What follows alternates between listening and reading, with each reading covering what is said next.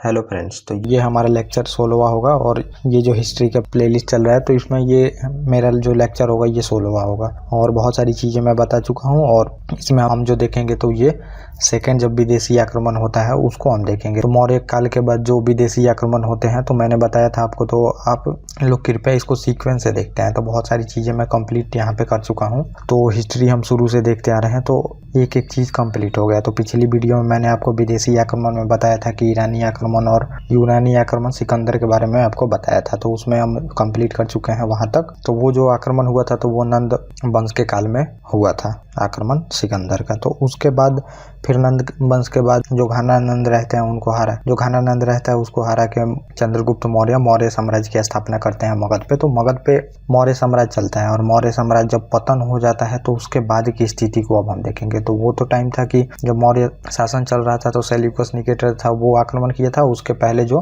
नंद वंश था तो उस पे सिकंदर आक्रमण किया रहता है। तो सिकंदर का ही सेनापति रहता है सेल्यूकस निकेटर, वो आक्रमण किया रहता है फिर जब मौर्य साम्राज्य चलते रहता है, मतलब मौर्य वंश वहाँ पे जब चलते रहता है तो चंद्रगुप्त मौर्य के काल करता है आक्रमण और चंद्रगुप्त मौर्य से वो हार जाता है सेल्यूकस निकेटर। फिर अपनी पुत्री की शादी करनी पड़ती है चंद्रगुप्त मौर्य से। तो ये सब हो चुकी है पिछली वीडियो में। तो इसमें हम देखेंगे कि आफ्टर मौर्योत्तर, मतलब मौर्य जब पतन हो जाता है मौर्यों का, तो उसके बाद होता है कि एक तो देशी शासक चलते हैं और दूसरा विदेशी शासक चलते हैं। तो दो शासक आप देखेंगे कि पैरेलल में ही भारत में चलेंगे। तो जैसे ये भारत का मान लीजिए कि ये नक्शा है, तो भारत का नक्शा है तो आप देखेंगे कि इसी में कुछ जो यहाँ के शासक थे वो राज्य करते हैं और कुछ विदेशी भी आके आक्रमण करके यहाँ पे अपना शासन एस्टेब्लिश करते हैं। तो वही हमें देखना है। तो ब्राह्मण साम्राज्य जो यहाँ के शासक थे वो हम देख चुके हैं। तो अब मान लीजिए कहीं ब्राह्मण साम्राज्य जैसे शुंग वंश ब्राह्मण में आते थे, कन्नौ वंश थे, सातवाहन थे, चेदी थे, तो कहीं कहीं ये लोग अपना शासन करते थे यहाँ पे जो ब्राह्मण साम्राज्य है। और इसी में विदेशी भी अपना शासन करते हैं। तो हिंद, यूनानी, शक, पहलव, कुषाण, ये लोग भी अपना शासन इसी में करते हैं भारत में ही। तो यही हमें देखना है इसमें मेनली। तो ये जो पार्ट है तो ये पार्ट हम देख चुके हैं, शुंग वंश, कन्नौ वंश, सातवाहन और चेदी वंश। तो अब हमें देखना है जो विदेशी शासक राज करते हैं इसी टाइम में मौर्योत्तर काल में, मतलब मौर्य के पतन के बाद। तो वो हमें अब इस वीडियो में देखना है। तो इसमें हम जो ये चार शासक हैं आप देखेंगे, मतलब कि चार वंश यहाँ पे स्थापना करते हैं अपना विदेशी आके। तो हिंद, यूनानी, इंडो ग्रीक जिसे आप बोलते हैं इसे हमें देखना है और दूसरा शक को देखना है, सीथियन इसको बोला जाता है, और तीसरा है पहलव, पार्थियन बोला जाता है, और चौथा है इसमें कुषाण को भी इसी में देखना है हमें। तो ये टोटल चार शासक हमें विदेशी को देखना होता है मौर्योत्तर काल में, और चार यहाँ पे देखना होता है हमें जो देशी शासक रहते हैं, मतलब हमारे देश के जो रहते हैं वो शासन करते हैं यहाँ पे, उसको देखना होता है। तो इनका इलाका अलग अलग होता है और थोड़ा टाइम पीरियड अलग अलग भी हो सकता है, ये नहीं है कि बिल्कुल पैरेलल में ही चल रहे हैं। तो ये हमारा होता है। तो अब हम चलते हैं अपने टॉपिक पे, देखते हैं। पहले हम हिंद यूनानी को देखेंगे, उसके बाद शक को, उसके बाद पहलव, उसके बाद कुषाण को। तो ये है विदेशी, और विदेशी में पहले हमें देखना है हिंद यूनानी, इसे ग्रीक भी बोलते हैं और इसे बैक्टीरियाई भी बोलते हैं। तो इसी को सब मतलब इतने नाम से पुकारा जाता है। तो मैं आपको मैप भी दिखाऊंगा। तो जैसे कि हम मैप देखते आए हैं हमेशा से, वैसे ही मैप आपको दिखाया जाएगा। तो वो आपको टेंशन नहीं लेनी है, मैप एक एक मैप दिखाया जाएगा कि कौन शासक कहाँ पे था और कहाँ से कौन आया था, ये भी मैं इसमें दिखाऊंगा आपको। जैसे कि आपने देखा था कि मैंने आपको दिखाया था जब ब्राह्मण साम्राज्य था तो ये सातवाहन, कन्नौवा एम्पायर, यहाँ पे शुंग वंश के बारे में, तो ये मैप मैंने आपको दिखाया था कि कहाँ कहाँ इनका शासक था। तो वैसे ही हम इसमें भी मैप को देखेंगे कि ये लोग कहाँ से आए थे और फिर इनका शासन कहाँ पे रहता है। तो ये हिंद यूनानी आते हैं। तो अब हम थोड़ा सा परिस्थिति देख लेते हैं कि विदेशी आक्रमण इतने क्यों होते हैं मौर्य साम्राज्य के पतन के बाद। और देख रहे हैं आप चार चार विदेशी शासक यहाँ पे एस्टेब्लिश होते हैं। तो हुआ क्या कि जब मौर्य साम्राज्य का पतन होता है तो ये छोटे छोटे राज्य में फिर से बट जाता है। तो जब भी एक बड़ा साम्राज्य पतन होता है तो उसके बाद छोटे छोटे राज्य में बट जाता है। तो वही होता है यहाँ पे स्थिति की मौर्य साम्राज्य पतन होता है, जैसे कि केंद्रीय शासन है तो फिर राज्य अपनी स्वायत्ता की मांग करने लगते हैं। तो ये हमेशा से चलते आ रहा है, ये अभी नहीं है कि बस, ये ऐसा नहीं है कि इतिहास से ही मतलब इसी काल में होगा, हमेशा आप देखिएगा। इसके बाद फिर से गुप्त साम्राज्य में फिर देखिएगा सबको इकट्ठा करेगा गुप्त साम्राज्य, और फिर गुप्त साम्राज्य का पतन होगा, फिर छोटे छोटे इलाकों में बट जाएगा। फिर उसके बाद देखते हैं कि 12 साम्राज्य तो कोई आता नहीं है। उसके बाद देखिएगा कि आप दिल्ली सल्तनत आता है, तो दिल्ली सल्तनत भी बहुत मतलब पूरे एरिया को कब्जा करता है। लेकिन फिर जब दिल्ली सल्तनत धीरे धीरे कमजोर होता है, तो फिर दिल्ली सल्तनत कमजोर होता है तो पूरा फिर से छोटे छोटे भागों में फिर से भारत बट जाता है। फिर उसके बाद देखिएगा कि जैसे मुगल साम्राज्य आता है, तो मुगल भी पूरी तरह से जीतते हैं इलाकों को, लेकिन फिर बाद में आप देखिएगा जब मुगल का पतन होगा तो फिर छोटे छोटे इलाकों में टूट जाएगा। वही बंगाल में आप पढ़ेंगे, बंगाल भी स्वतंत्रता मतलब कर देता है, अवध कर देता है, मद्रास उधर कर देता है। तो ये सब लोग अपने अपने इलाकों को स्वतंत्र कर लेते हैं जब भी केंद्रीय शासन कमजोर होता है। तो अब होता है जब मौर्य साम्राज्य का पतन होता है, तो फिर यहाँ पे ये लोग छोटे छोटे भागों में बटे जाते हैं, और छोटे छोटे भागों में बढ़ते हैं तो फिर जो विदेशी हैं तो उनको हरा के फिर यहाँ पे अपना शासन एस्टेब्लिश करना आसान हो जाता है। इस वजह से विदेशी आके यहाँ पे शासन एस्टेब्लिश करते हैं। नहीं तो जब तक मौर्य साम्राज्य था तब तक आप देख रहे हैं कि कोई भी आके यहाँ पे अपना शासन एस्टेब्लिश नहीं कर पाता है, क्योंकि मौर्य साम्राज्य बहुत ही मजबूत था। और जब आप देखेंगे कि सिकंदर का जो सेनापति रहता है सेल्यूकस, तो वो आता है तो उसको हार का सामना यहाँ पे करना पड़ता है चंद्रगुप्त से, क्योंकि बहुत बड़ा साम्राज्य था। तो इसी वजह से जब साम्राज्य छोटे छोटे भागों में टूट जाता है तो इन लोगों के लिए आसान हो जाता है यहाँ पे आक्रमण करके फिर अपना शासन एस्टेब्लिश करना। और दूसरा है कि ये लोग आपस में ही लड़ते थे, तो जब छोटे छोटे जब भी रहेंगे राज्य तो वो आपस में जरूर लड़ेंगे, ये निश्चित है। और इसी का आप देखते हैं कि राजपूत भी रहते हैं तो वो बहुत सारे किंगडम में बटे होते हैं, तो वो लोग भी आपस में बहुत लड़ते हैं। फिर वहाँ पे आप देखेंगे कि अरब जो आक्रमण होता है तो वो लोग उसका फायदा उठा के फिर यहाँ पे अपना शासन एस्टेब्लिश करते हैं। तो उसी टाइम की व्यवस्था भी यहाँ पे थी, और यहाँ पे जो था तो ये लोग आपस में लड़ते थे जिससे कमजोर हो जाते थे, और कमज़ोर होते थे तो फिर विदेशी आक्रमण होता था। तो अब मिलके तो लड़ते नहीं थे, लेकिन उसमें कोई भी जो पहले आगे रहता है वो वहाँ पे लड़ता है और हारता है, तो फिर उनका शासन यहाँ पे एस्टेब्लिश होता है। और तीसरा कारण है कि भारत की अपार संपत्ति, तो अधिकतर जो आक्रमण हुए हैं ये भारत की अपार संपत्ति के ही कारण हुए। तो मैंने बहुत सारी वीडियो में आपको बताया, और मीडिएवल हिस्ट्री जब हम जो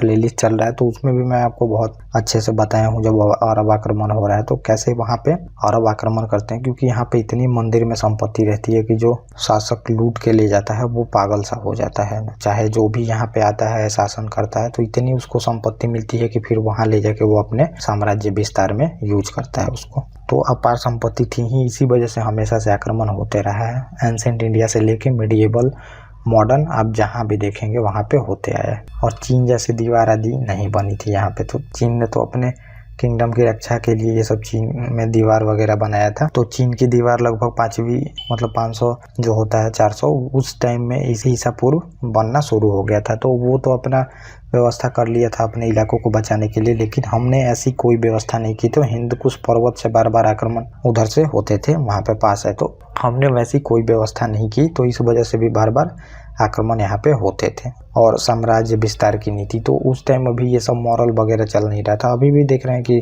चीन जैसे देश साम्राज्य विस्तार कर ही रहे हैं, और जहाँ भी जिसको लगता है मौका वो अपना साम्राज्य विस्तार अभी भी करता है। उस टाइम भी साम्राज्य विस्तार की नीति हमेशा से रही है। तो रूस भी देख रहे हैं अपने फिर से साम्राज्य को अपने विस्तार ही कर रहा है लगभग, मानिए तो वो जो यूक्रेन से वार कर रहा है। तो साम्राज्य विस्तार की इनकी नीति थी। सभी राज्य जो भी मजबूत होते हैं अपने आप में तो वो आक्रमण करते ही हैं। तो ऐसी स्थिति थी, इस वजह से भी यहाँ पे आक्रमण होते हैं विदेशी। तो ये आप विदेशी आक्रमण जब भी पूछे तो इतने पॉइंट को लिख के थोड़ा थोड़ा एक्सप्लेन कर देंगे तो बहुत है ये। तो अब आक्रमण जो होता है मौर्योत्तर काल के बाद, तो सबसे पहले आक्रमण होता है ये आप देखेंगे कि बैक्ट्रियाई आक्रमण। इसको हिंद यूनानी भी बोलते हैं, तो हिंद यूनानी नहीं, यूनान को बोलते हैं बैक्ट्रिया। और वही जब यहाँ पे आके एस्टेब्लिश होंगे तो हिंदुस्तान में एस्टेब्लिश होते हैं तो फिर उसको हिंद यूनानी बोला जाता है यहाँ पे। तो बैक्टीरियाई आक्रमण होता है यहाँ पे पहला। तो ये यहाँ पे देखिए कि शासक जो रहता है बैक्टीरियाई तो वो डेमेटियस रहता है, और इसी ने आक्रमण किया है भारत पर, और ये पंजाब और सिंध वाला जो क्षेत्र रहता है उसको जीत लेता है 190 ईसा पूर्व में। तो पंजाब और सिंध वाला मैंने आपको इलाका कितनी बार आप लोगों को मैंने बताया है कि ये जो इलाका था तो इधर ही हमला होता था लगभग हमेशा। तो ये पंजाब और सिंध वाला इलाका था, तो यहीं पे ये आक्रमण करके फिर इसको पंजाब और सिंध वाले इलाकों को जीत लेता है ये जो डेमेसियस रहता है। तो अब हम थोड़ा सा जान लेते हैं यहाँ पे कि जो हिंद यूनानी ये बैक्टीरिया या फिर ग्रीक बोलते हैं आप, तो जो सिकंदर का शासन था तो वही लोग ये आक्रमण कर रहे हैं। मतलब उसके जो वंशज हुए या फिर जो उसके शासक मतलब जो शासन छोड़ के गया था, तो जो भी राज कर रहे थे वहाँ पे, तो वही ये लोग आक्रमण कर रहे हैं। तो जितने भी आक्रमण हो रहे हैं तो मध्य एशिया से ही आप हो रहे हैं। तो मध्य एशिया में आप देखे ही थे कि वहाँ पे पूरी तरह से जो सिकंदर रहता है तो वो जीत के चला जाता है। तो अभी मैं थोड़ा सा मैप दिखाता हूँ तो आप लोग को अच्छे से पता चलेगा, और फिर मैं एक कहानी के थ्रू आपको यहाँ पे बताऊंगा, तो आप लोगों को काफ़ी अच्छे से ये समझ में आएगा कि आखिर में वहाँ पे चल क्या रहा था। तो जब पहले सिकंदर का आक्रमण हुआ था तो आप देखेंगे कि बहुत पहले हुआ था, तो वो लगभग वो हुआ था जो 326 ईसा पूर्व में हुआ था, तो मैंने बताया है। और ये जो आक्रमण हो रहा है तो लगभग आप देखेंगे कि 190 ईसा पूर्व की ये बात है। तो आप देख सकते हैं कि इतना इसमें कितना का गैप है, तो लगभग 150 सालों का गैप रहता है। तो इस वजह से हमें मतलब कि अब 150 सालों का गैप है तो वहाँ पे भी बहुत सारी घटनाएं हुई। तो जैसे सिकंदर इलाकों को जीत गया था, तो ऐसा नहीं है कि वो इलाके सेम ही थे, तो इलाकों में भी बदलाव हुआ था बहुत सारे। फिर वहाँ पे भी बहुत सारे शासक आए, और जो बहुत सारा इलाका था तो वो कुछ स्वतंत्र भी हो गए। तो वही हमें देखना है, तो मैप के थ्रू बताऊंगा तो आपको ज़्यादा अच्छे से समझ में आएगा। तो ये आप देखिए, जो अलेक्जेंडर मतलब सिकंदर जो आक्रमण किया था, तो ये लगभग यहाँ से चला था, और यहाँ से चलते चलते आप देखेंगे कि ये सब इलाकों को जीत गया है यहाँ पे पूरे तरह से। तो इतने सारे इलाकों को जीत गया है। तो अब होता क्या है कि सिकंदर की तो मृत्यु हो जाती है ईरान में, बेबीलोन नामक स्थान पे उसकी मृत्यु हो जाती है। तो फिर होता क्या है कि अब जो उसका सेनापति रहता है सेल्यूकस निकेटर, तो वो भी उसी टाइम में हमला करता है, मतलब कि अब कुछ दिन बाद तो हमला करता है। तो फिर यहाँ पे चंद्रगुप्त मौर्य का शासनकाल रहता है, तो वो भी यहाँ पे हमला करता है भारत के स्थान पे, लेकिन यहाँ पे उसकी पराजय हो जाती है। तो फिर वो अपनी लड़की की शादी कर देता है चंद्रगुप्त मौर्य से, और इनको 4 प्रांत दे देता है, और फिर वो चला जाता है। तो जो सेल्यूकस है तो फिर यहाँ पे आ जाता है, आप देखेंगे कि। तो थोड़ा सा मैं इसको क्लीन कर दूँ ताकि आप लोगों को अच्छे से समझ में। तो फिर सेल्यूकस जो है यहाँ से आके अपना यहाँ पे यूनान वाले क्षेत्र में अपना शासन करने लगता है। तो होता क्या है कि एक ये बैक्टीरिया रहता है, आप यहाँ पे देख रहे हैं, तो ये पूरे इलाकों को ये तो जीता ही है, तो ये बैक्टीरिया वाला इलाका रहता है, और ये समझ लीजिए यूनान वाला इलाका रहता है। और यहाँ पे आप देखेंगे कि ये लगभग भारत का इलाका है। तो अब यही आक्रमण ये लोग कर रहे हैं, यूनानी आक्रमण जिसे बोलते हैं।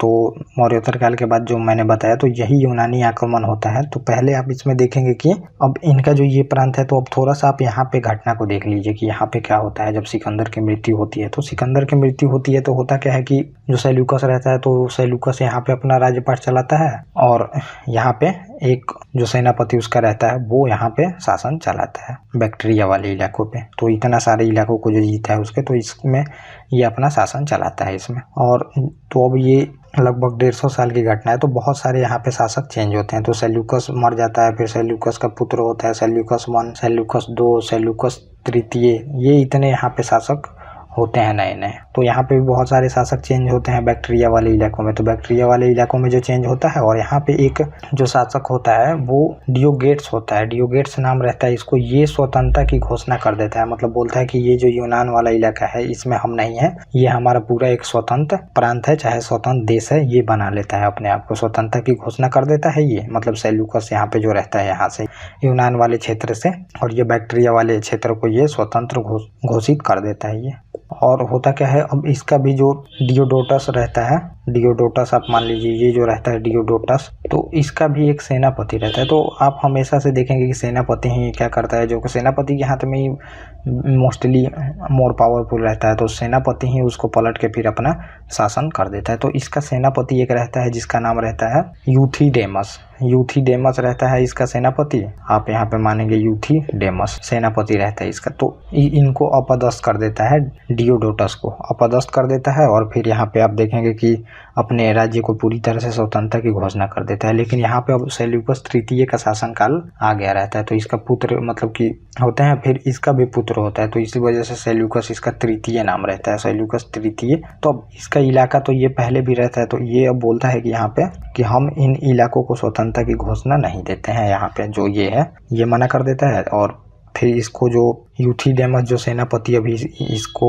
डियोडोटस को मार के अपना राज्य यहाँ पे बैक्टीरिया पे स्थापित कर देता है। तो अब करता क्या है ये कि अपने पुत्र को इनके पास भेजता है, ताकि ये लोग कुछ मतलब ऐसा कर सके ताकि हमारा जो ये इलाका है ये स्वतंत्र रह सके इसे सेल्यूकस से। तो ये होता है यहाँ पे कि अब इसका जो पुत्र यहाँ पे जाता है, तो ये सेल्यूकस तृतीय से बातचीत होती है कुछ, और कुछ इनमें समझौता हो जाता है, समझौता होता है। तो फिर इनकी पुत्री की शादी हो जाती है इसके पुत्र से, यूथिडेमस के पुत्र से से इसकी शादी हो जाती है सेल्यूकस तृतीय की पुत्री की। तो ये यहाँ पे घटना होता है। फिर ये स्वतंत्रता की मान्यता यहाँ पे दे देता है लगभग इनको, बैक्टीरिया वाले क्षेत्र को इनको। तो हमें और भी अभी चीजें देखनी होंगी इसमें, तो थोड़ा सा मैं आपको इरेज करके फिर से बताता हूँ इस। तो अब देख रहे हैं आपकी यहाँ पे दो देश ही हो गए। अब ये एक बैक्टीरिया वाला अलग हो गया, ये यूनान वाला अलग हो गया। तो यहाँ पे यूथिडेमस का शासन है अभी, यूथिडेमस का, और यहाँ पे सेल्यूकस तृतीय है। सेल्यूकस तृतीय यहाँ पे रहता है और ये अपने पुत्र का और ये अपनी पुत्री का यहाँ पे ये लोग शादी कर देते हैं इससे। और इसके पुत्र का नाम डेमेट्रियस रहता है। तो इसका पुत्र ये डेमेट्रियस है, ये इसका शादी हुआ है सेल्यूकस तृतीय के पुत्री से। तो ये इसको पूरी तरह से स्वतंत्र घोषित कर देता है कि जाओ अब रिलेशन हो गया, तो ये स्वतंत्र ही मानो। फिर ये जो होता है ड्रेमेटियस, ये भारत के तरफ अब आक्रमण करने बढ़ता है। तो ये 2 बार आक्रमण होंगे। तो पहले तो ये बैक्टीरिया वाला आक्रमण कर रहा है, फिर ये भी आएगा यहाँ पे आक्रमण करने। जब इसका ये जो सेल्यूकस तृतीय रहता है तो इसका एक पुत्र भी रहता है जिसे सेल्यूकस फोर्थ बोलते हैं, इसको सेल्यूकस फोर्थ इसको बोला जाता है। तो ये इसका पुत्र रहता है और ये अपनी पुत्री की शादी ड्रेमेटियस से कर देता है। लेकिन ये जो इसका पुत्र रहता है, तो जब इसके पिताजी की मृत्यु हो जाती है तो ये बोलता है कि हम इस जो इलाका है उसको स्वतंत्र नहीं कर रहे हैं। तो यहाँ पे ये होता है कि ये अपने इलाकों को स्वतंत्रता की घोषणा नहीं करता है, जो सिकंदर जीत के गया था। तो यहीं से होता है कि अब गेम चेंज हो जाएगा। तो ये तो आप देख रहे हैं कि भारत के इलाकों में ये एंटर कर जाता है डेमेट्रियस। सबसे पहले युद्ध का आक्रमण करके यहाँ वाले इलाके में आप देखेंगे कि ये शासन एस्टेब्लिश करता है कुछ, मतलब यहाँ पे तक्षशिला वाला क्षेत्र रहता है, यहाँ पे ये कब्जा कर लेता है ये डेमेट्रियस जो रहता है, और तक्षशिला पर आक्रमण करके कब्जा कर लेता है और साकल को अपनी राजधानी बनाता है। तो ये मैं आपको बताऊंगा, जहाँ पे मैंने पॉइंट सब लिखा है, तो ये मैं आपको बताऊंगा इसमें। तो अब ये जो है इसका पुत्र फोर जो ये है, तो एक ये सेनापति अपने यूकेट्राइडस इसका सेनापति रहता है, इसको भेजता है फिर यहाँ पे अब यूकेट्राइडस। तो इसको अब ये भेजेगा अपने जीजा जी पे हमला करने के लिए, समझिए। मतलब कि उसकी जो बहन से ही शादी हुई है, तो सेल्यूकस तृतीय जो इसको डेमेट्रियस से शादी किया है अपनी पुत्री को, तो ये इसका पुत्र रहता है तृतीय का फोर्थ सेल्यूकस। तो अब जब वो उनकी मृत्यु हो जाती है तो ये सेल्यूकस जो फोर्थ रहता है ये बोलता है कि अब जाके हम इस इलाकों को स्वतंत्र नहीं किए हैं बैक्टीरिया वाले, तुम जाके इसको जीतो यहाँ पे। तो ये यहाँ पे आता है, यूकेट्राइडस जो रहता है यहाँ पे ये बैक्टीरिया वाले क्षेत्र पे कब्जा करता है। इसी वजह से ये जो रहता है ये भाग के भारत में हमला करता है, क्योंकि ये जानता है कि यहाँ से अगर हम भारत आते हैं तो भारत पे अपना शासन एस्टेब्लिश कर लेंगे और बहुत सारा पैसा वैसा मिल जाएगा, तो फिर यहाँ पे हम आ जाएंगे और यहाँ पे आके हम इन इलाकों को भी जीत सकते हैं। तो ये चाहता है यूनान वाले इलाकों को भी जीतना, और इस वजह से ये पहले भारत पे आक्रमण करता है, क्योंकि ये जो होता है इधर इन पे हमला करने आते रहता है। तो इस वजह से ये सोचता है कि यहाँ पे हम भारत पे हमला कर लेते हैं और फिर इसके बाद हम यहाँ पे आएंगे यूनान वाले इलाकों में, यहाँ पे आके फिर यहाँ पे हम अपना कब्जा करेंगे और फिर यहाँ पे आके यूनान वाले इलाकों में कब्जा हम करेंगे। और ये आता है यहाँ पे यूकेट्राइडस, और ये बैक्टीरिया वाले इलाकों पे पूरी तरह से यहाँ पे आप देखेंगे ये कब्जा कर लेता है ये। और ये जो रहता है डेमेट्रियस ये भारत के तरफ आ जाता है। तो यही होता है। तो अब आगे भी एक घटना होती है, ये भी आप थोड़ा सा समझ लीजिए यहाँ पे। तो अब ये जो यूकेट्राइडस को ये भेजे हैं सेल्यूकस फोर्थ यहाँ पे, मतलब इसको डेमेट्रियस को हराने के लिए बैक्टीरिया वाले क्षेत्र पे। तो अब ये तो यहाँ पे आ गया है भारत वाले क्षेत्र में, और ये यूकेट्राइडस जो है यहाँ पे आ जाता है अब बैक्टीरिया वाले क्षेत्र में। तो बैक्टीरिया वाले जब क्षेत्र में ये आता है तो होता क्या है कि अब ये यूकेट्राइडस जो है ये अपनी स्वतंत्रता की घोषणा कर देता है सेल्यूकस फोर्थ से। तो ये अब इलाका स्वतंत्र हो जाता है। तो ये यहाँ पे होता है, ये इलाका अब स्वतंत्र ये कर देता है इनके सेल्यूकस तृतीय से। तो ये सेनापति बना के भेजते हैं डेमेट्रियस को हराने के लिए, लेकिन ये अपने क्षेत्र को यहाँ पे जब कब्जा हो जाता है तो यही स्वतंत्रता की घोषणा कर देता है बैक्टीरिया के। तो यही होता है। और फिर ये अभी देखेंगे कि अब मतलब ये जो है तो थोड़ा सा अब यहाँ पे वाले इलाकों में ये लोग आता है और ये फिर यहाँ पे ये भाग के इधर मथुरा तरफ मूव करता है ये जो डेमेट्रियस रहता है। तो अब इसका जो शासन है तो अब इसको मानेंगे कि हम यूनानी भी आक्रमण होता है यहाँ पे और बैक्टीरिया इलाकों से भी, तो 2 बार लगभग भारत में आक्रमण होता है यहाँ पे यूनान से। तो ये बस मैंने बेसिक थोड़ा सा आपको बता दिया, उतना आपको समझने की जरूरत है नहीं। ये क्वेश्चन में कभी नहीं आएगा आपके कौन सा शासन वहाँ पे था, कौन सा शासन बैक्टीरिया में था, यूनान में कौन सा शासन था, तो वैसे क्वेश्चन नहीं आते हैं। क्वेश्चन वही आएगा जो मैंने आपको बताया है अभी, इससे ज़्यादा क्वेश्चन नहीं आने वाले, क्योंकि आपको भारत का इतिहास पढ़ना है, आपको वहाँ पे मध्य एशिया का इतिहास नहीं पढ़ना। तो अब हम चलते हैं अपने टॉपिक तो ये होता है यहाँ पे सिकंदर के बाद। ये देखेंगे कि सिकंदर के बाद बहुत सारे शासक आते हैं। तो सेल्यूकस आता है, एंटियोकस प्रथम, फिर एंटियोकस द्वितीय शासक में विद्रोह होता है और अनेक जो प्रांत हैं वो स्वतंत्र हो जाते हैं। तो स्वतंत्र हो जाते हैं और ये मैंने बता दिया आपको कि वो सब शासक हैं, सेल्यूकस 1 2, ऐसे ही एंटियोकस, बहुत सारे शासक चेंज हुए। तो यहाँ पे आप ये भी देख रहे हैं कि जैसे मौर्य साम्राज्य का पतन होकर बहुत सारे यहाँ पे शासन बनते हैं छोटे छोटे, वैसे ही वहाँ पे भी अब सिकंदर जो रहता है वो सबसे भारी शासक रहता है। उसकी मृत्यु के बाद फिर वहाँ के जो भी इलाके हैं वो टूटने लगते हैं। जैसे आप यहाँ पे देखेंगे कि अशोक के मृत्यु के बाद यहाँ के इलाके टूटने लगते हैं छोटे छोटे इलाकों में, वैसे ही वहाँ के भी इलाके छोटे छोटे पार्ट में टूट जाते हैं। और फिर होता है ये मतलब शासक रहते हैं बहुत सारे। तो यहाँ पे भी शासक रहते हैं जो मौर्य साम्राज्य रहता है उसके बाद। तो और ये बैक्टीरिया वाले पे तो दो मैंने बताया आपको, एक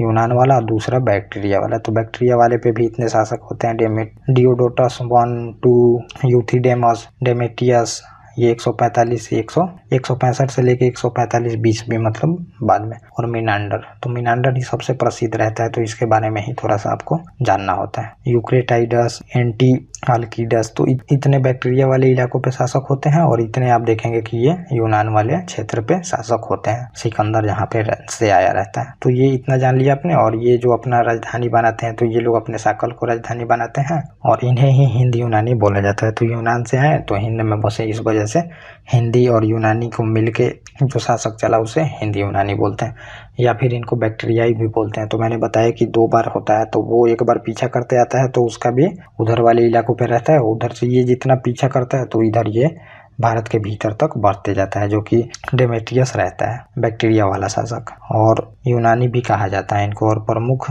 शिक्षा केंद्र उस टाइम जो था तो यही था। तो तक्षशिला पहले से ही शिक्षा केंद्र था और अभी भी वही तक्षशिला जो रहता है वो शिक्षा का प्रमुख वहाँ पे केंद्र रहता है। और मिनांडर प्रथम एवं नागसेन द्वारा उत्तर को संग्रहित नाम करके मिनिंद पन्हों में संग्रहित किया गया है। तो इन लोगों के मतलब मिनांडर जो था और नागसेन, तो इनके बीच में डिस्कशन हुआ था। तो जैसे कि क्वेश्चनों का पूछने का सीरीज चला था, तो इन्होंने हर एक क्वेश्चन का जवाब दे दिया था नागसेन ने मिनांडर के। तो उसको बुक में फिर लिख दिया जाता है और उसी बुक को मिनिंद पन्हो कहा जाता है। और मिनांडर ने नागसेन से फिर या फिर नागार्जुन इनको भी बोला जाता है, तो बौद्ध धर्म की दीक्षा ली थी और इसने बौद्ध धर्म स्वीकार कर लिया था। तो ये भी यहाँ पे आप लोगों को जान लेना चाहिए। तो अब हम देख लेते हैं कि इनका प्रभाव क्या हुआ हमारे ऊपर जो हिंद यूनानी है। तो सबसे पहले हिंद यूनानियों ने ही सोने के सिक्के जारी किए। तो आप ये भी ध्यान रखिएगा कि सबसे पहले सोने के सिक्के इन्होंने जारी किए, और सोने के सिक्के से राजाओं को भी बताया जा सकता था। तो इनके सिक्के पे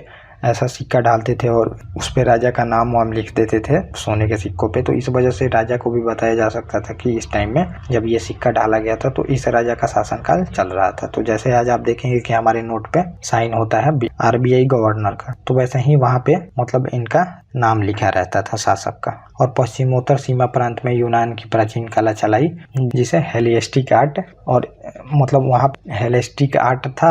और इसी को जब भारत में ये मतलब कि भारत की कला और ये इनकी कला मिली तो ये एक नया गंधार कला यहाँ पे बनता है। तो गंधार कला में आप देखेंगे कि बुद्ध की बहुत सारी मूर्तियाँ बनी है, तो ये मैंने पहले भी बताया आपको। तो गंधार कला में मतलब बुद्ध की जो मूर्तियाँ है तो उसमें बहुत उनको बॉडी वॉडी उनका अच्छा दिखाया गया है उसमें। और जो मथुरा कला है तो बुद्ध की जो है वो मूर्ति में थोड़ा हस्त पुस्त दिखाया गया, मतलब कि थोड़ा उनका बॉडी जो आप ज़्यादा मसल वाले नहीं रहते हैं उस टाइप का दिखाया गया। लेकिन गंधार कला में आप देखिएगा तो बॉडी वॉडी 6 पैक टाइप का उनको दिखाया गया है बुद्ध को। तो ये यहाँ पे हो जाता है हमारा हिंद यूनानी। और इसके बाद हम शक को देख लेते हैं। तो दूसरा आक्रमण शक का होता है। तो शक यूनानियों के बाद आते हैं शक। शक को सीथियन भी बोला जाता है, तो ये भी आप ध्यान में रखिएगा। और ये बोला जाता है कि चारागाह की खोज में आते हैं। तो ये एक जनजाति रहती है, ये जनजाति आती है यहाँ से। तो मैं इसको भी बता देता हूँ आपको कि ये कहाँ से आती है। पहले हम देख लेते हैं कि आखिर में ये आती कहाँ से है जो शक जनजाति रहती है, और क्या सिनारियो बनता है इसको हम जान लेते हैं। आप थोड़ा सा मैप में देख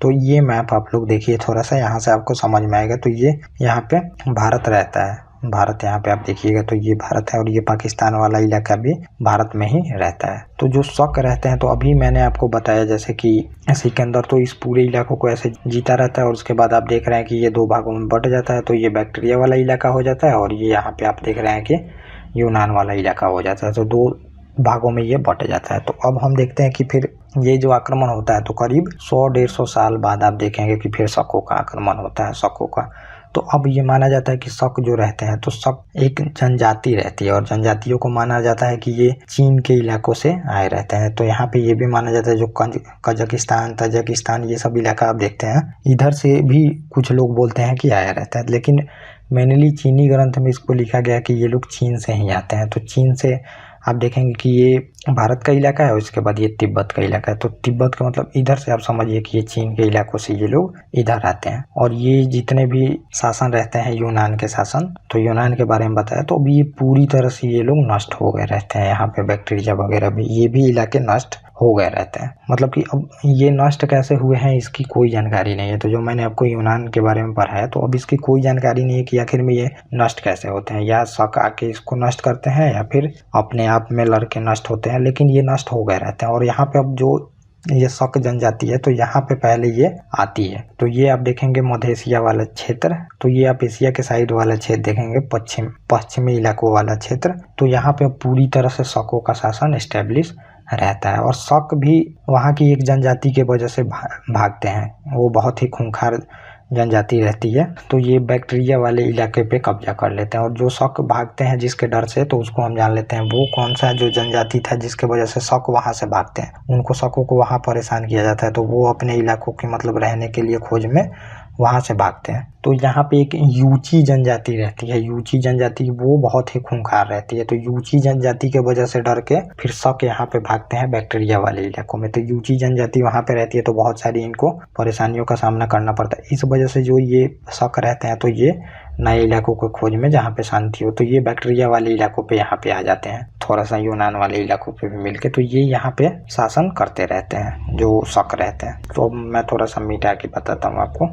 तो ये अब यहाँ से आप देख रहे हैं कि शक आके यहाँ पे अपना शासन एस्टेब्लिश कर लिए। और फिर जो यूची जनजाति रहती है तो ये यहाँ तक भी नहीं मानते हैं, ये इनका पीछा करते करते यहाँ तक आ जाते हैं बैक्टीरिया वाले इलाकों में, शकों का पीछा करते करते। और तब होगा क्या यहाँ पे, अब ये फिर यूची जनजाति के डर से अब ये यहाँ से भी भाग के भारत में आएंगे। तो यही शक जो होते हैं इनके यूची जनजाति के वजह से डर के भागते हैं। तो पहले ये चीन वाले इलाकों से भाग के यहाँ पे बैक्टीरिया वाले में अपना शासन एस्टेब्लिश करते हैं, फिर ये यहाँ तक इनका पीछा करते आते हैं, तो फिर ये भारत में एंटर करते हैं जो शक रहते हैं। तो अब हम देख लेते हैं यहाँ। तो ये शक मैंने बता दिया क्या सिनेरियो बनता है कि ये यहाँ पे आते हैं। और इसके बाद हिंद यूनानियों से कई अधिक भागों पे कब्जा किया। तो हिंद यूनानी जो आए थे मैंने आपको बताया यहाँ पे बैक्टीरिया वाले इलाकों से, जो सिकंदर के उत्तराधिकारी वगैरह होते हैं, इन सबको समाप्त करके फिर ये लोग अपना शासन यहाँ पे एस्टेब्लिश कर लेते हैं। तो आप ये इलाकों को देख सकते हैं कि ये लोग अपना शासन एस्टेब्लिश यहाँ पे कर लिया है इन इलाकों में।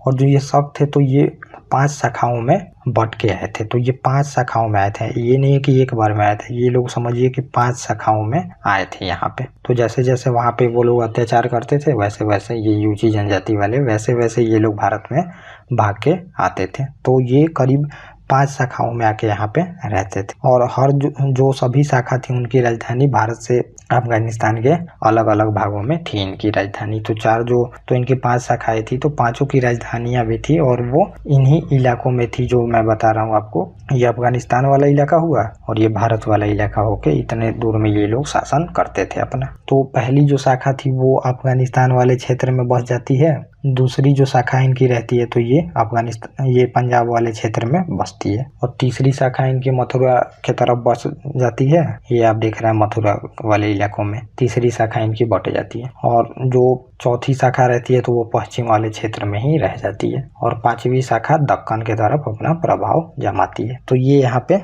मतलब ये लोग इतना डीपली नहीं जाएगा क्वेश्चन आपको। तो अब हम आगे देख लेते हैं कि होता क्या है फिर।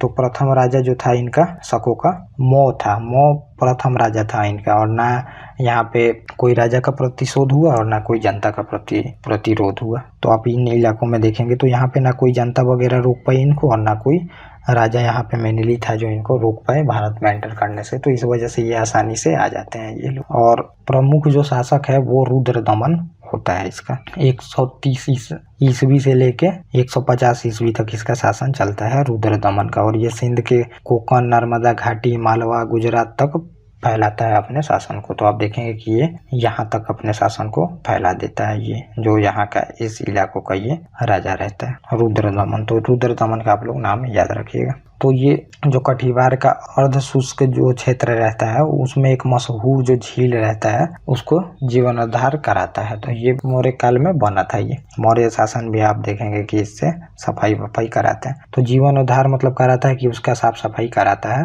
जो ये सुदर्शन झील रहता है इसका गुजरात में, काठियावाड़ी इलाकों में गुजरात में ये रहता है। और सबसे पहले रुद्रदमन ने विशुद्ध संस्कृत भाषा में अभिलेख लिखवाता है। तो रुद्रदमन जो रहता है वो संस्कृत भाषा काफी अच्छे से जानता है और यही जो होता है वो सबसे पहले एक अभिलेख जो लिखवाता है। अभिलेख जिसने अशोक ने शुरू किया था अभिलेख लिखवाना, एक ये अभिलेख लिखवाता है। और ये अभिलेख जो लिखवाया जाता है ये संस्कृत में लिखा रहता है। और अशोक के अभिलेख थे ग्रीक, ब्राह्मणी, अरमाई, ये सब लिपि में लिखे गए थे। लेकिन ये जो पहला आप देख रहे हैं यहाँ पे संस्कृत भाषा में अभिलेख लिखा गया है तो ये रुद्रदमन द्वारा लिखवाया गया है।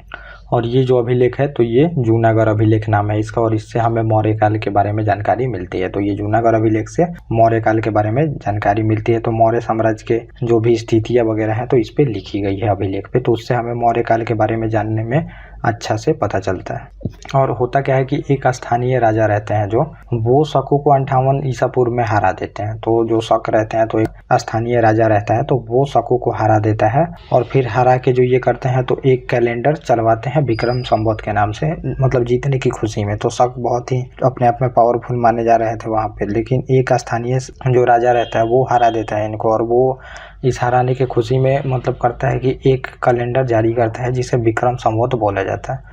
और एक उपाधि भी ये धारण करता है विक्रमादित्य की।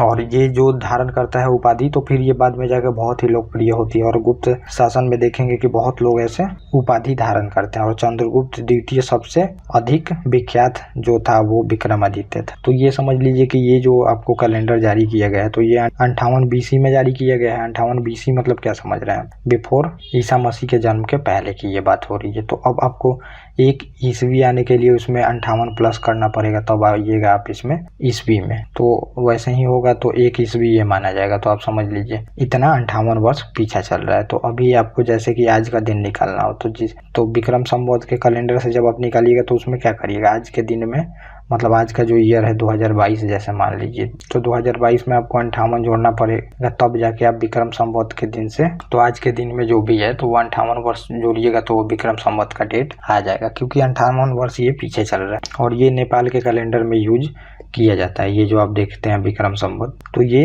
नेपाली लोग यूज करते हैं इसको। और ये जो होता है आज का आप डेट देख रहे हैं तो ये ग्रेगोरियन कैलेंडर के रूप में यूज किया जाता है और शक संवत भारत सरकार उसको यूज करती है। तो ये आप लोग जानते भी होंगे। तो ये इतना हुआ। अब हम देख लेते हैं अगला जो शासक आया वो यहाँ पे हुआ पहलव शासक। इसे पार्थियाई भी बोला जाता है। तो पहलव शासक आते हैं इसके बाद। तो ये जो होता है तो ये शकों के बाद कुछ समय तक समानांतर में ही शासन करते हैं। तो ऐसा नहीं है कि जब पूरी तरह से शकों का शासन समाप्त होगा तभी आएंगे जो पहलव है। तो ये समानांतर में भी शासन करते हैं। समानांतर मतलब कि जैसे मान लीजिए ये भारत है तो कुछ इलाकों में तो ये शासन कर रहे थे लेकिन कुछ इलाकों में ये भी पहलव वाले कर रहे थे, साथ ही में इनका शासन चल रहा था। तो ऐसा था इनका शासन, ये नहीं था कि पूरी तरह से समाप्त हो गए तभी पहलव आए। और ये भी समझिए कि ये लोग मतलब जो इसी क्षेत्र से आए हैं, तो जैसे कि हर एक क्षेत्र मतलब कि जो सभी इधर से आ रहे हैं तो वो लोग भी इधर से ही आए हैं, पहलव भी। और इनका जो मूल स्थान था वो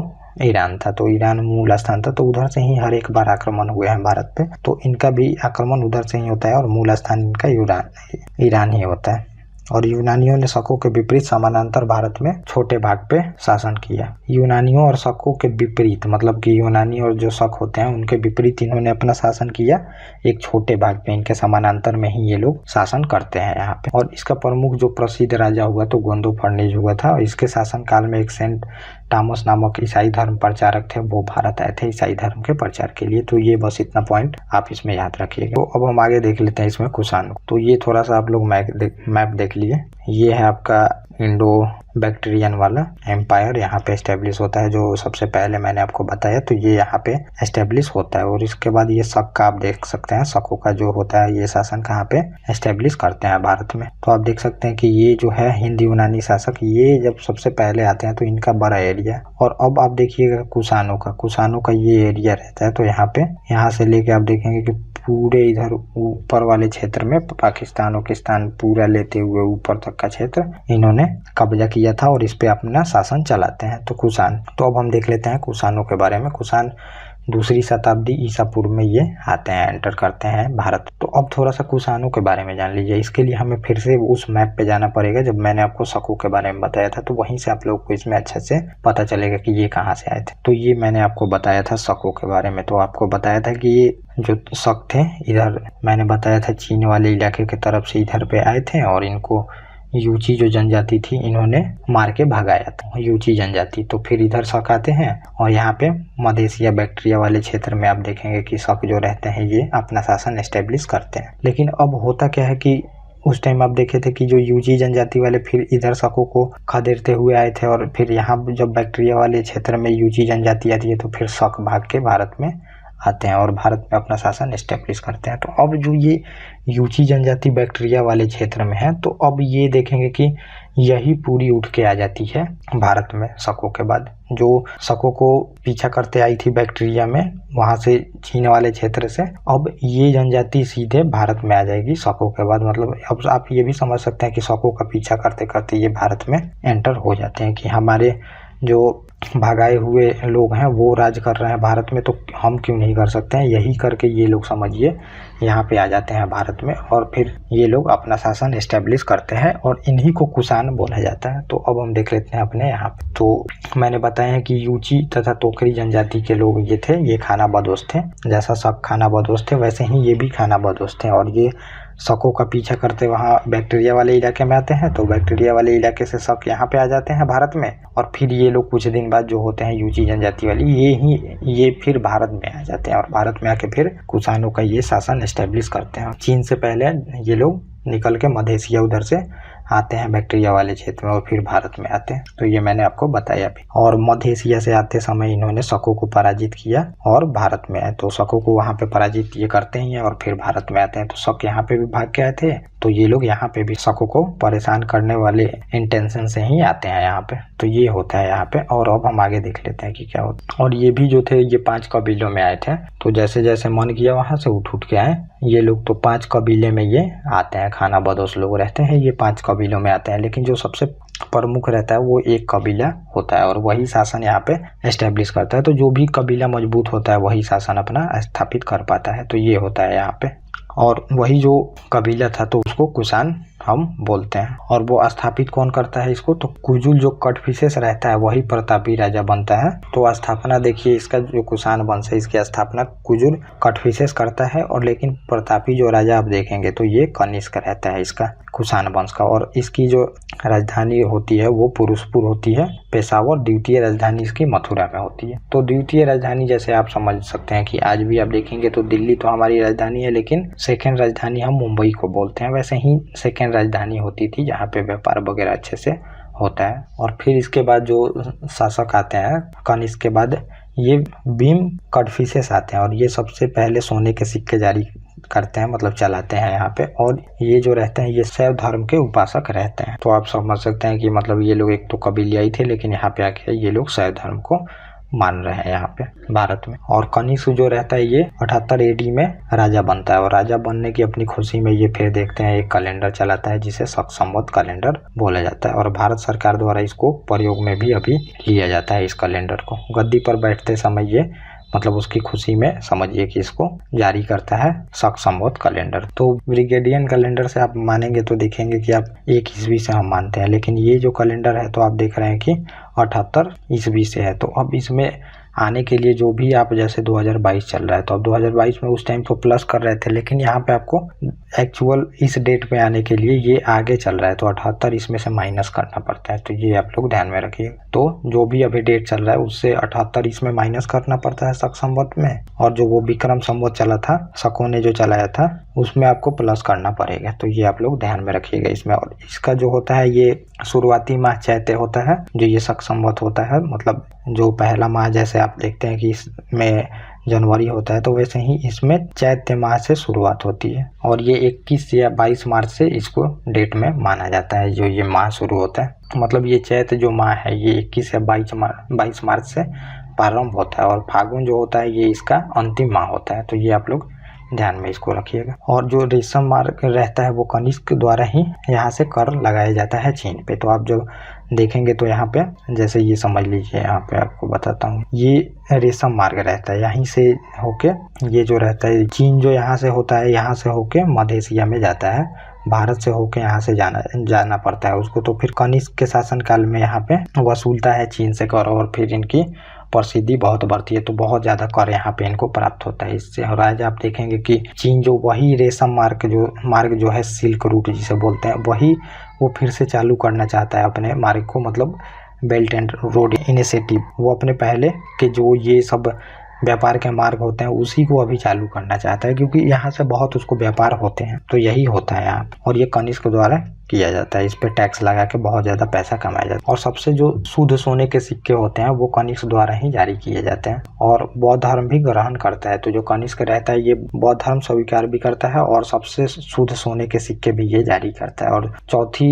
बौद्ध संगीति इसी के शासन काल में हुई रहती है। तो जो मैंने बताया आपको, चौथी बौद्ध संगीति कनिष्क के काल में ही हुई रहती है। तो जब बौद्ध धर्म आप देखेंगे तो आपको पता चलेगा इसमें। और महायान संप्रदाय का ये अनुयायी था, तो उसमें हीनयान और महायान संप्रदाय था बौद्ध धर्म में, तो ये महायान संप्रदाय का अनुयायी था जो कनिष्क था। और ये भी आप लोग ध्यान रखिएगा, ये सोने के सिक्के सबसे शुद्ध जारी करते हैं, लेकिन हिंद यूनानी जो है वो सबसे पहले सोने के सिक्के जारी किए रहते हैं। हिंद यूनानियों ने ये सबसे शुद्ध सोने के सिक्के जारी करते हैं। और जो गुप्त साम्राज्य आएगा तो सबसे अधिक सोने के सिक्के जारी करेगा। तो ये 3 क्वेश्चन बनाए जाते हैं, तो वो ये आप लोग इसको याद रखिएगा।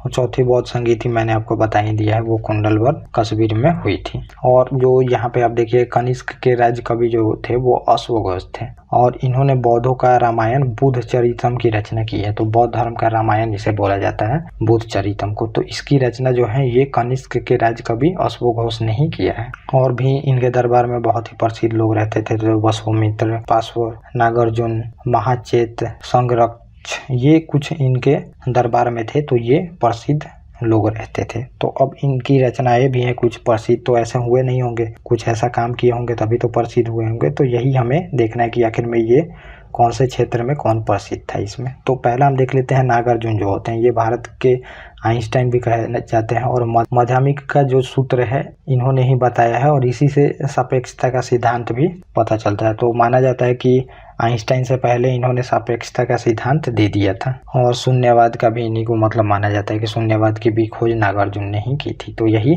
सापेक्षता का सिद्धांत जिसे आइंस्टाइन ने दिया है, तो इसी वजह से इनको भारत का आइंस्टाइन बोला जाता है। और एक जो थे ये चरक भी रहते थे, और इन्होंने चरक संहिता की रचना की थी। मतलब ये बुक है, समझिए कि ये चिकित्सा क्षेत्र से संबंधित, इसी वजह से इनको चिकित्सा क्षेत्र के जनक के रूप में माना जाता है। तो ये भी आप समझ सकते हैं, भारत के ये माने जाते हैं। तो चरक संहिता की रचना की है, जिसमें चिकित्सा से लेके हर एक चीजें इसमें बताई गई हैं चिकित्सा के बारे में। और जो सुश्रुत थे तो ये भी कनिष्क के दरबार में ही रहते थे, और इन्होंने शल्य चिकित्सा संबंधित खोज वगैरह की है। तो चिकित्सा के जनक भारत में माने जाते हैं ये। और सुश्रुत संहिता की भी रचना की थी, प्रवर्तक हैं ये, प्रेरक मतलब ये रचना की है। तो शल्य चिकित्सा मतलब आप समझते हैं जो ऑपरेशन वगैरह होता है, तो इसकी शुरुआत मानी जाती है ये सुश्रुत ने बहुत पहले ही कर दी थी। आप देख रहे हैं कि ईसा पूर्व लगभग मान लीजिए आपकी 100 के आसपास मान लीजिए, तो 78 एडी में ये बैठे हैं, तो लगभग आप समझ लीजिए ये 78 एडी के करीब में बात है जब कनिष्क शासन काल में बैठते हैं। तो उसी टाइम ये लोग भी थे। तो आप समझ सकते हैं कि आज से 2000 साल पहले ऑपरेशन वगैरह भारत में होती थी।